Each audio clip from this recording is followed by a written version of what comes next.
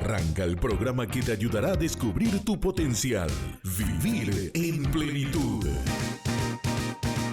Para aprender acerca de salud emocional y la superación personal. Porque la vida es para vivirla en plenitud. Te damos consejos prácticos para mejorar tu ambiente familiar y laboral. Con la conducción de la doctora Yamily Filártiga. Esto es Vivir en Plenitud. Muy buenas noches, estamos de vuelta aquí con Vivir en Plenitud. Para nosotros es un honor, un gusto, un placer poder compartir con ustedes. Muy buenas noches, Yamily. Buenas noches, Federico. Buenas noches, querida audiencia. ¿De qué vamos a hablar en esta noche? Esta noche vamos a hablar acerca del sentimiento de culpa. Es muy parecido al miedo porque a veces la culpa le paraliza a algunos. La culpa es paralizante, realmente es una carga emocional muy negativa que una persona carga con eso, lleva consigo y le impide vivir el presente y proyectarse al futuro. Y no tiene nada que ver con el asumir una culpa por un error cometido, sino tiene que ver con cargar con eso y autocastigarse en el presente. O sea, no guarda relación con asumir una responsabilidad, asumir las consecuencias de algo que claro, tiene que ver con el efecto residual o colateral de... Sí, con las emociones que quedaron. Qué interesante. La culpa es una carga emocional negativa que hace que las personas vivan en el pasado, Federico. Vivan como si fuera que siguen ellos rebobinando una vieja película del error cometido. Se tiene en el pasado. Se tiene en el pasado y puede generar desde una leve incomodidad emocional, o sea, sentirse mal con uno mismo, hasta una grave depresión. Cuando eso se convierte en lo que en psicología se le llama rumiación. Es como lo que hace la vaquita con la comida. Traer de vuelta y masticar la comida. En este caso se mastica el error, se lo ve y se lo mide desde los diferentes ángulos y la persona se autocastiga con ese acto emocional. Por lo tanto le impide vivir el presente y también le impide pensar en el futuro, actuar para que pueda cambiar su situación. ¿Sería algo así como que uno revive ese momento, el momento de cuestión? Es como si fuera que uno mira de vuelta una película, una vieja película, gastada ya, y que no conlleva en sí mismo ningún aprendizaje ni ninguna información nueva. Es como sentarse a ver la película del Titanic y rogar para que no se hunda. Algo así, exactamente. Así es ridículo. Sí. Parece tan tonto, pero eso es realmente lo que hacemos cuando cargamos con la culpa. Sí, cuando rumiamos el evento del error, ¿verdad? Exactamente, ¿verdad? Y es muy, muy, muy interesante entender que la culpa ya desde la infancia, inclusive la sociedad nos prepara para poder cargar con eso. Uh-huh. En el seno familiar es muy utilizado para poder lograr en los niños una conducta determinada. ¿Sí? ¿Cómo por ejemplo?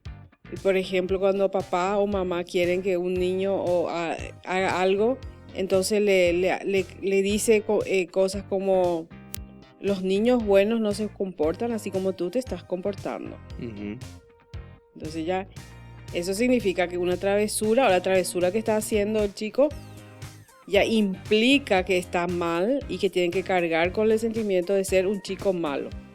O sea, más allá de lo que hizo, ataca más bien su identidad de lo que es. Sí, el tratar de manipular, porque es una manipulación emocional. Muchas veces lo que sucede es que a los padres o abuelos, tíos, las personas encargadas de criar, les cuesta manejar la autoridad, les cuesta saber enseñar a los chiquitos en forma correcta. Entonces, como no saben, utilizan la carga de culpa como para que ellos puedan hacer lo que papá, mamá o abuelo o abuela quieren. Uh-huh. Inclusive para que puedan hacer lo correcto, pero utilizando un arma muy peligrosa que es el sentimiento de culpa. Sí. Pues, por ejemplo, también puede ser en la casa que la mamá le diga a su hijo: anda a traerme las sillas del patio para poner la mesa. Y él le diga, mamá, enseguida ya me voy. Entonces ella dice, bueno, con mi dolor de espalda y todo me voy a ir yo a traer. Entonces si es ya un niño programado, un jovencito programado para sentir culpa, ya se imagina de su mamá rompiéndose la espalda con las 6 sillas, cargando con las 6 sillas, ¿verdad? Eso le provoca sentimiento que entonces, bueno, entonces mamá me voy a traer. Entonces ya responde a la culpa. Responde ya a la culpa. Esa es la motivación que le mueve. Ella logró que él traiga las sillas, ¿verdad? Que haga lo que ella quiere, pero con un arma muy peligrosa para el futuro de su hijo. Esa es una forma de utilizar la culpa. Otra forma, por ejemplo, es inclusive, y recuerdo que yo escuché así en un negocio una vez, un papá que le estaba diciendo a su hija, le estaba diciendo, si te portas así, papá ya no te va a querer más. Híjole. A una chiquita de aproximadamente 3-4 años. Le dijo así, eso es manipulación emocional. Imagínate la carga que tiene esa niña de que por ser ella niña, querer correr, su papá ya no le va a querer más. Para los niños eso es una cosa muy real, ¿no? Sí. Ellos no pueden distinguir entre lo que realmente papá va... Lo que es cierto. Sí. Claro, y lo peor es que se instala un paradigma. Porque depende de lo que yo haga para que la gente me quiera o no. Claro. Y en el futuro eso trae consigo todo siempre esa necesidad de ser aprobado por la gente. Esa necesidad de que se le quiera y hacer lo que sea necesario para que la gente le sonría y le dé su aceptación y aprobación. Sí. Eso justamente es una de las consecuencias de criarle a los chiquitos con un sentimiento de culpa. O manipular su conducta con el sentimiento de culpa. Imagínate el amor, la necesidad de amor que tiene un chiquito a causa justamente de su dependencia en todo sentido de los padres, y que ellos le digan no te voy a querer si es que vos no te comportás como yo quiero. En serio, es terrible. O si no, otra frase, por ejemplo, dice, bueno, yo sé luego que no me vas a hacer caso, pero igual yo te pido tal cosa. O sea, ya de entrada ya está diciendo que el chico es un chico malo. Claro. Por eso no le va a hacer caso. De todas formas, él o ella le dice, le pide algo, ¿verdad? Otra frase característica es, por ejemplo, yo me sacrifiqué por ti. Me sacrifiqué por vos, yo te hice estudiar. Este para mí es el peor. Yo sufrí 20 horas, 18 horas en el parto para traerte a este mundo. Como si fuese que nosotros pedimos para venir, ¿verdad? Sí. Cada uno toma sus decisiones y tiene que bancar después, ¿verdad? Exacto, ¿verdad? Entonces, pero se usa eso, ¿verdad? Sí. Y yo que sufrí mucho y te tuve 9 meses en la panza, 18 horas en el parto. Todo lo que sufrí por vos y no dormí por 3 años porque vos no dormías luego. Ahora me vas a hacer caso. O sea, tenés que pagarme todo lo que yo sufrí. Y otra también muy, muy fea es la que le culpa a los chicos, ya siendo ya adolescentes, le culpan, por ejemplo, de quedarse en un matrimonio por ellos. Un matrimonio infeliz. Un matrimonio infeliz. Entonces se le carga a los hijos con el sentimiento de culpa por la infelicidad paterna y materna. Terrible. Se le dice, bueno, yo seguí casada con tu papá o con tu mamá por vos nomás. O por vos nomás yo sigo hasta ahora. Sí. Y realmente, dicho sea de paso, eso no se debería hacer, ¿verdad? Porque quedarse por los hijos en un sentido de cuando ya todo va mal y no se está tratando de no hay interés de solucionar. No hay una acción, actuar para que las cosas mejoren. Sencillamente lo que se hace es prolongar una agonía, sí, en el cual los primeros que sufren son los hijos. Y aunque parezca muchas veces que ellos no se sienten mal o no demuestran o manifiestan un malestar, realmente sí, el malestar está. Sencillamente muchas veces los chiquitos no saben expresar lo que piensan y lo que sienten, pero sí está ahí. Y cuando adultos les afecta de forma muy, muy grave y en diferentes maneras también. Sí. Y entonces, todo lo que significa tratar de lograr una conducta adecuada en los chicos a cambio de hacerlos sentir culpable. Eso se debe evitar, Federico. Sí, seguro. No, es terrible eso porque ya de por sí los chicos se sienten culpables luego cuando hay problemas en el matrimonio, porque por alguna razón ellos pegan todo a sí mismos, hacia ellos Creen mismos. que se creen Claro. culpables. Y encima otra vez que alguno de los cónyuges o alguno de los padres o ambos le echen la culpa directamente, sería fulminante, ¿verdad? Sí. También imagínate, por ejemplo, decirle, nos haces pasar vergüenza a nosotros tus padres. Te aplazaste, qué vergüenza para tu familia. Ese tipo de cosas. O sea, ¿qué van a decir los vecinos al verte así? O al verte con esa chica, ¿qué van a decir los vecinos? Entonces, es más importante lo que la gente diga que lo que él sienta. Mira que Y ahí mismo se podría estar instalando porque el hecho del qué dirán, porque hay gente que vive tan pendiente de la opinión de otros, y estamos hablando cuando digo otros, ni siquiera me refiero al vecino, sino que son seres prácticamente imaginarios, ¿entendés? sí, Que asimila gente.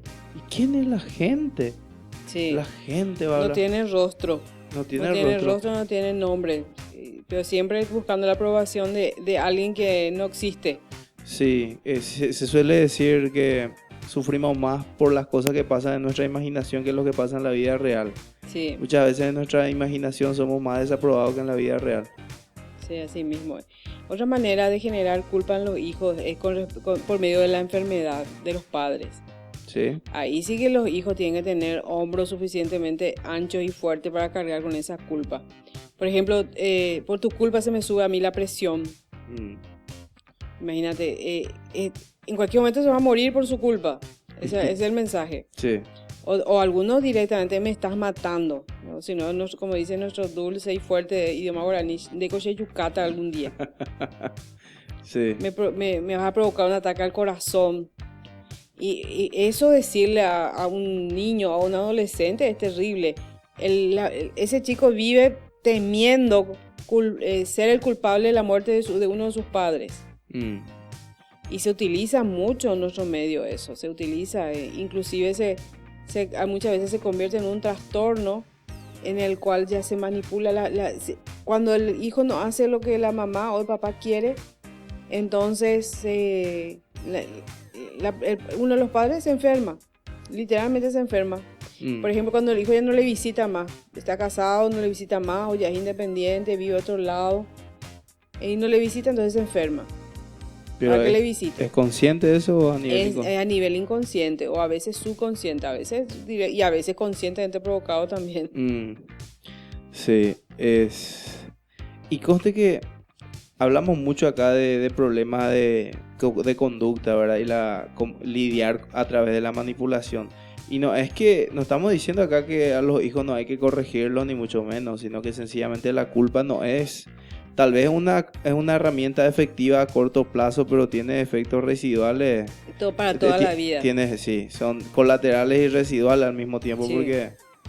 porque dura para toda la vida. Estamos formando su manera de pensar, su autoimagen también. Y también le estamos provocando una vulnerabilidad para toda la vida. Va a ser vulnerable justamente al rechazo, a sentirse rechazado.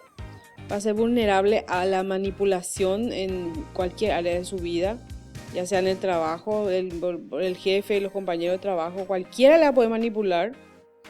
En el matrimonio, su cónyuge va a también poder manipularle, y hasta sus hijos van a poder manipularle. Y claro, porque la puerta ya está abierta, pues. Sí, que tiene una base, una esencia de una tendencia hacia sentirse culpable por cualquier cosa, inclusive por cosas que no hizo, cosas que imagina que hizo o que le culpa de que hizo. Entonces él ya asume nomás directamente que ya está.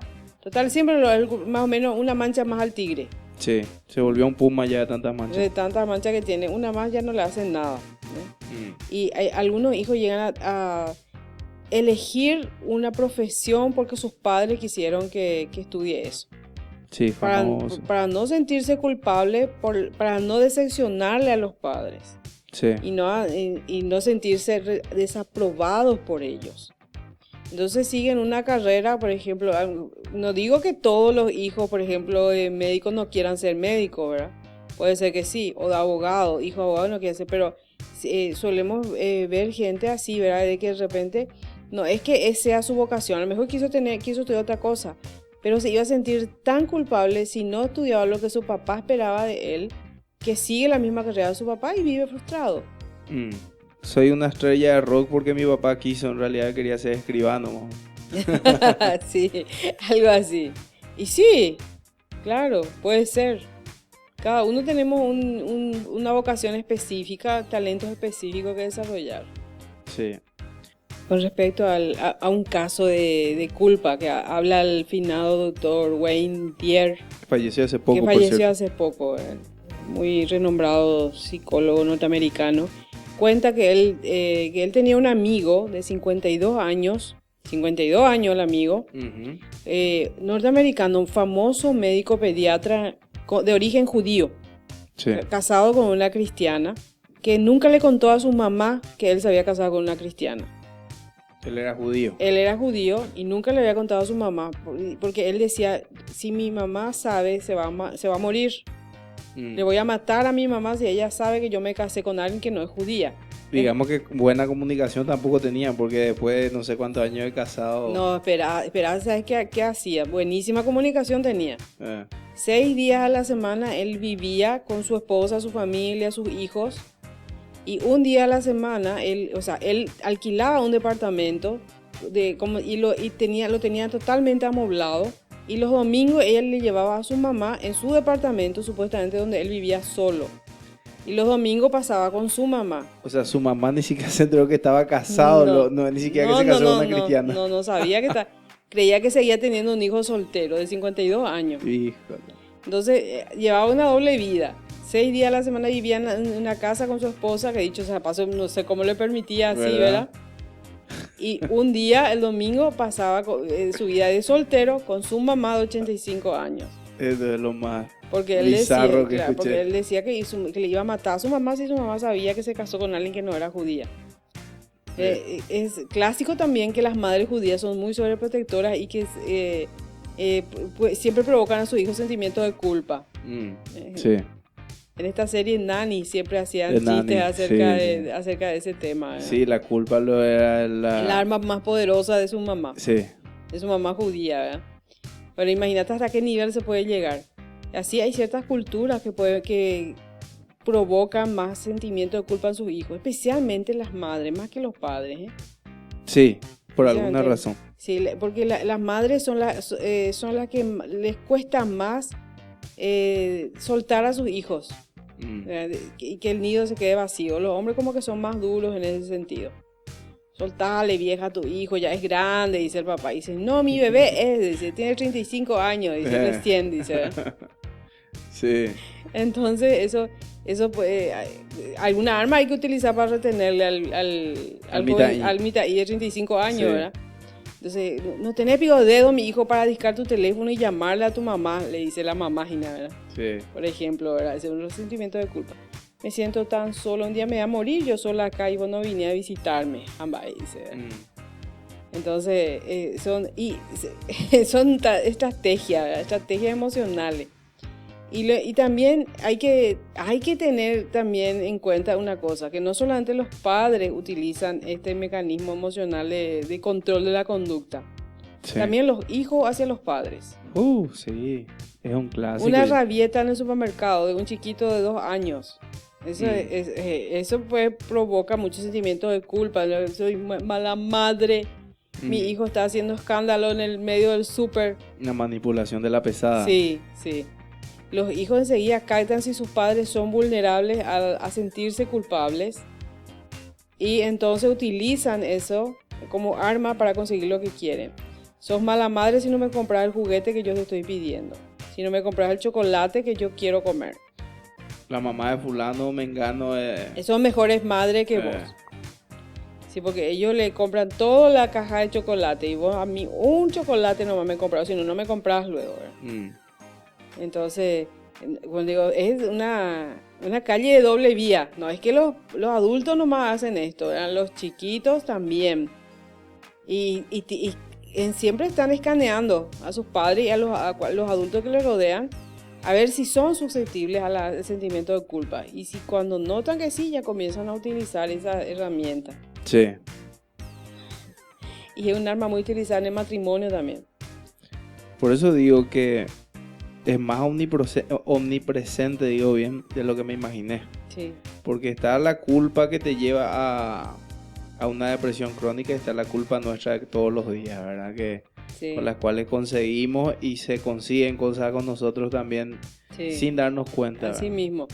Realmente existen esos dos tipos de culpa. Una de esas culpas que aprendemos nosotros como un método de manipulación, que lo hacemos como método de manipulación o que o nos hacen a nosotros y ya desde la infancia. Es posible que una persona, digamos, alguien que estuvo expuesto a fuertes descargas de culpa durante su proceso de formación de su personalidad, también se vuelve más manipulable, obviamente, porque estuvo muy expuesto a la culpa y no lidió con eso, no trató con eso, ¿verdad? Sí, Pero puede convertirse en un gran manipulador o manipuladora Sí, también. al mismo tiempo. al mismo tiempo. Ser muy susceptible Claro. a manipulación y ser un Y manipulador. ser también un manipulador, porque el modelo que recibió, el modelo que vivió.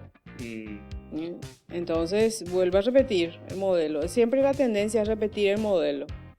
Aunque sea, o sea, víctima y víctima, como víctima o victimario, o como ambos en determinadas situaciones. Sí. Entonces, ¿qué hacer para que no sea necesario, vamos a decir, para que podamos hacer que los chicos hagan lo que deben hacer? Explicarles, por ejemplo, si están haciendo mucho ruido, en vez de decirles a ellos, vos otra vez estás haciendo tanto ruido, contigo no se puede, contigo aquí no se puede luego estar tranquilo. En vez de decirle eso, explicarle que hay momentos en que se debe guardar silencio cuando hay visita o cuando alguien está durmiendo, alguien está descansando, y explicarle con razones válidas. Apenas no entenderíamos Dialogar garrotear. con los chiquitos, ¿eh? Apenas no entenderíamos garrotear. Ponerle un castigo, si sacarle algo, sacarle un privilegio, darle un pequeño chachá por la colita para que entienda, pero no manipularle. Sí. Y no manipularle porque eso es muy enfermizo. La relación misma padres-hijos se vuelve muy enfermiza. Recuerdo que cuando una de mis hijas era chica todavía, recuerdo que me hacía algunas preguntas y o quería hacer, algo quería hacer y le expliqué que no y le empecé a explicar el porqué de las cosas y me interrumpe mi hijo, épico, la expliqué y te di la mitad, me decía, ¿verdad? Como que quedaba como un pelotudo, ¿verdad? Tratando de explicarle a una criatura las cosas, ¿verdad? Pero en realidad ese es el camino, porque si vos no le das explicaciones a los chicos y te basas netamente en la culpa o en el garrote o sencillamente le ignoras, no nos olvidemos que estás formando una persona. Sí. Estás formando una persona que después va a tolerar la indiferencia. Una persona que va a estar acostumbrada a que la gente le sea indiferente o sencillamente que necesite garrote.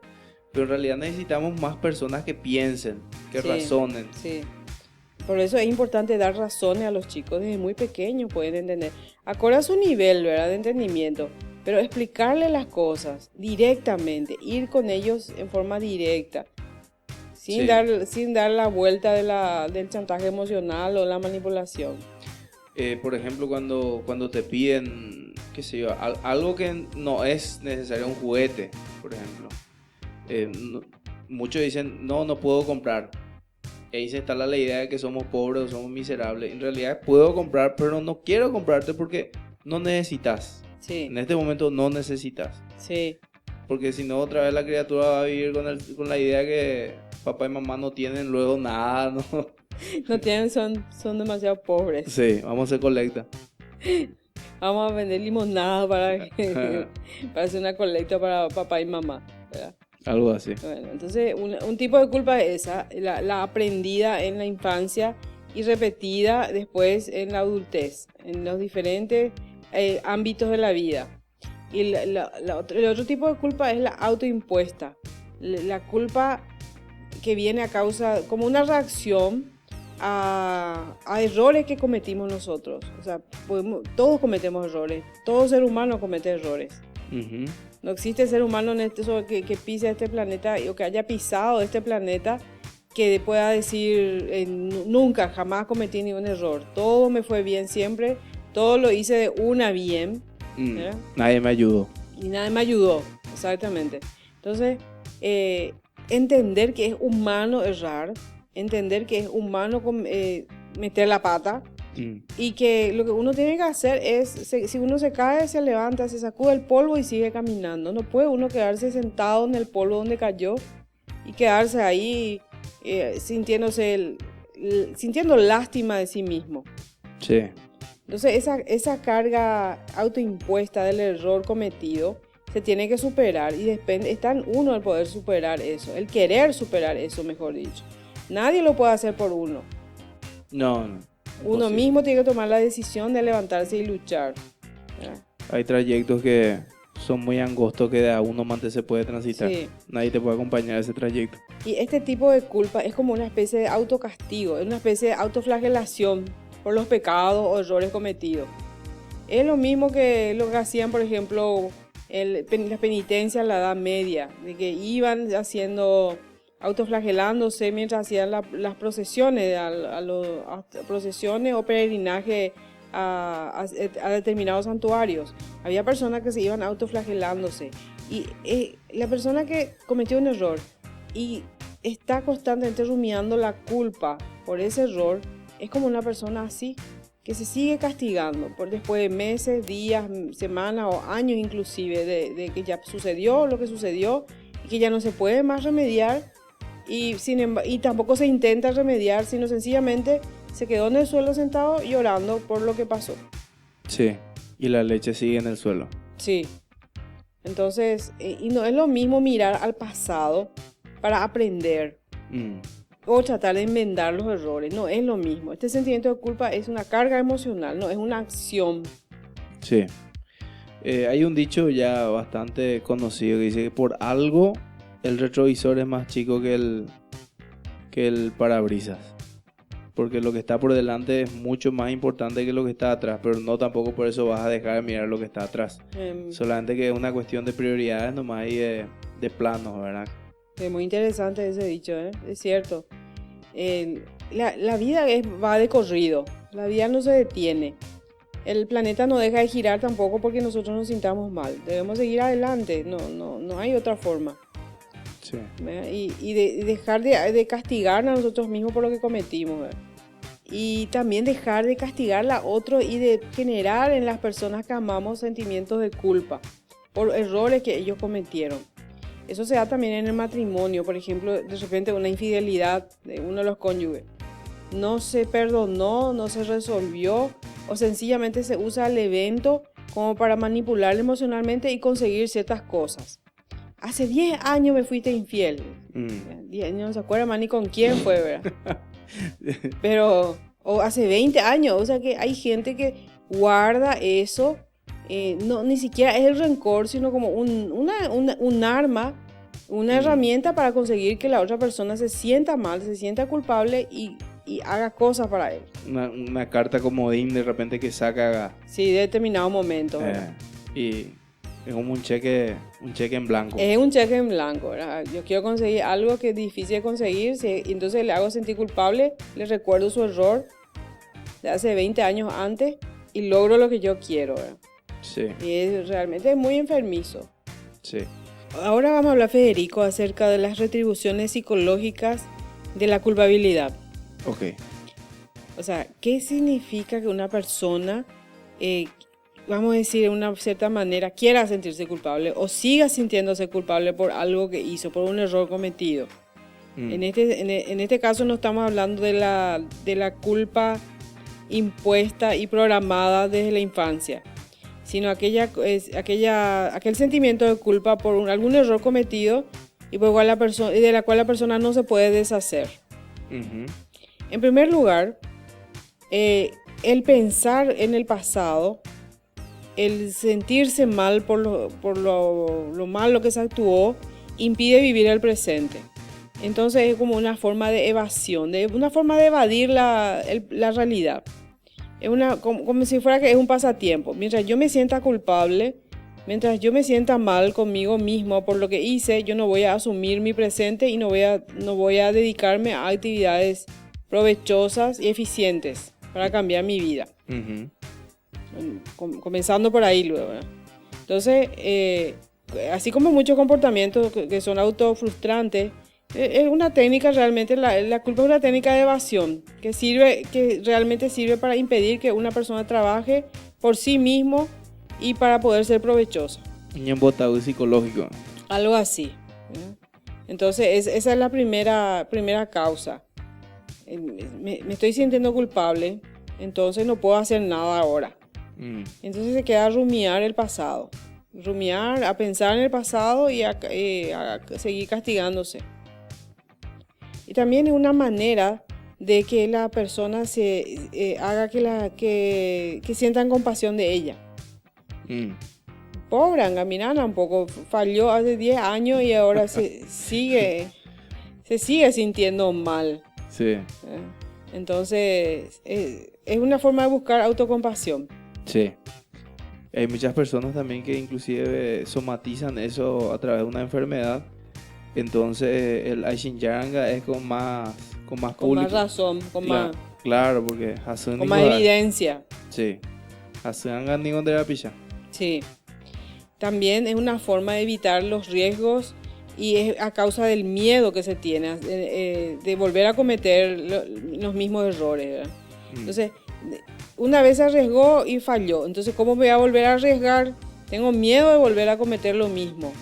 Entonces, eso le paraliza y mejor nomás se queda en el pasado y no asumir el riesgo del presente. Y no asumir riesgos en la vida es no vivir. Es como como una flor que se marchita, como un balde que tiene agujero y se pone agua y se carga y se pierde todo. O sea que es una vida perdida. Sí.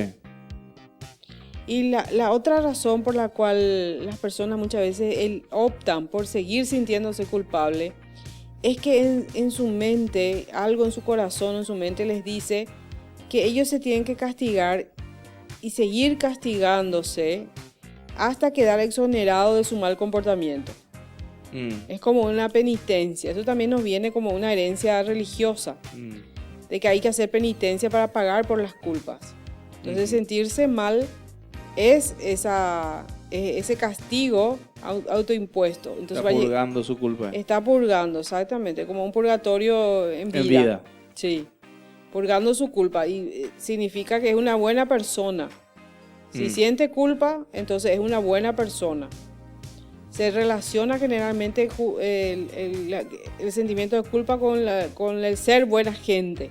Por eso uno se siente mal. Sí. Convengamos también de que es normal que nos sintamos culpables cuando hacemos algo indebido. Sí. Que es también, en ese caso, la culpa es como una suerte de luz en el tablero también que te indica que lo que estás haciendo está mal. Así mismo. Pero vos no podés vivir con tu auto prendiendo en el tablero la luz de alta temperatura, por ejemplo. Sí. Una vez está bien, parás el auto, revisás lo que pasa, cargás el anticongelante, en todo caso, si es que el radiador está vacío, y continúas tu camino. Pues no puedes vivir con esa luz encendida. Quiere decir que tu auto en cualquier momento va a quemar juntas. Y justamente ese es un buen ejemplo, porque el sentimiento de culpa es así. Llega un momento en el cual la persona quema su vida. Ya no funciona, porque se quedó ahí, ¿verdad? Porque, como está diciendo, el sentimiento de culpa va directamente ligado al error que cometió, a la conciencia del error cometido. Pero la persona no puede vivir con eso. Vivir con eso ya es cargar con el pasado, ¿verdad? Y ya le impide vivir el presente y proyectarse al futuro, ¿verdad? Sí. Es como justamente manejar un auto mirando solamente por el espejo retrovisor. Va a llegar un momento que va a chocar. Si no está mirando hacia adelante, va a chocar, no va a llegar lejos. Sí. Entonces, justamente eso es lo que se debe impedir. No es que la persona se sienta mal cuando acaba de cometer el error, sino que cometió el error, mide lo que sucedió, revisa por qué fue, cómo fue, cuáles fueron los factores que hicieron que cometiera el error, para no volver a repetirlo. O sea que, en síntesis, al pasado hay que mirarle solamente para aprender de ellos. Sí, Especialmente de los errores pasados. sí. Hay un dicho que dice luego que el que no contempla el pasado para aprender los errores está condenado a repetirlos. Sí, La historia es para hacer, por algo la historia, por algo dejamos los registros, ¿verdad? Se registra todo para que las generaciones futuras puedan aprender de tanto de nuestros errores como de nuestros aciertos, ¿verdad? El pasado es como una enciclopedia, una base de datos de lo que se debe y no se debe hacer. sí. Pero la historia ya pasó y no podemos quedarnos en ella, ¿verdad? Sí, Entonces, justamente la culpabilidad no tiene que ser el medio de volver al pasado. O inclusive la culpabilidad puede ser utilizada como para sentirnos otra vez niños. Niños que están en penitencia en una esquinita. En una esquina mirando a la pared. sí. Con una orejita de burro encima. Muy yankee. Creo que acá en Latinoamérica se usaba también el tipo de la orejita de burro. Sí, bueno, encima burro. Pero el burro no es algo tan sonso el burro, no sé por qué siempre... ¿Por qué le tiene tan mala fama? Sí, para mí que es una campaña de desprestigio. Antiburro. Sí, una campaña de desprestigio más al pobre burrito. Sí, bueno, como habíamos dicho, estos son dividendos del sentimiento de culpa. ¿Qué provecho guau le sacamos Provecho, a la culpa? sí, provecho emocional, escapar de la realidad, hacer que la gente le tenga compasión, también evadir los riesgos, no enfrentar los temores, no volver a intentarlo, ¿verdad? Y considerar que todos los ganadores en este mundo siempre cayeron alguna vez, hasta estos multimillonarios alguna vez quebraron o casi quebraron, sin embargo siguieron adelante, ¿verdad? Sí. Entonces, todos estos beneficios son realmente autoanulantes para la persona, se anula a sí misma. Y recordar que esto es una elección, todos decidimos siempre, y es una decisión seguir con el sentimiento de culpa o sacudirse de eso y ser libre. Sí, sí. Estos beneficios de la culpabilidad o de la culpa son beneficios entre comillas. Sí, son beneficios emocionales, sí. No beneficios para la vida. No, son beneficios emocionales entre comillas, porque sí. A tus emociones no le hace bien vivir en el pasado. Por ejemplo, sí, a una emoción negativa. ¿Cómo? A una emoción negativa, sí, por ejemplo, el miedo. Sí. Para el miedo es beneficioso la culpa. La persona que tiene miedo, entonces alimenta el sentimiento de culpa para quedarse quieto y no actuar y no enfrentar el miedo. Me explico, o sea que... Sí, me doy cuenta que es más profundo de lo que me imaginé. Y ya veo que no es un tema para tratarlo en los próximos 5 minutos del programa. Hay que recordar siempre, hay que grabarse esta frase. Y dice, mi sentimiento de culpabilidad no cambiará mi pasado ni hará que yo sea una persona mejor. Vuelvo a repetir. Mi sentimiento de culpabilidad no cambiará el pasado ni hará que yo sea una persona mejor. Teniendo este enfoque, teniendo esta idea en la cabeza, entonces esto nos va a ayudar a diferenciar entre la culpabilidad que quiere enmendar el error cometido y después sacudirse, a aquella que quiere solamente arrastrar el error hasta el presente. Sí. Y la persona, si uno se siente con este sentimiento de culpa, tiene que preguntarse a sí mismo, analizarse a sí mismo, realmente qué beneficio emocional está recibiendo. Hay que recordar que hasta las enfermedades tienen beneficios emocionales. Sí.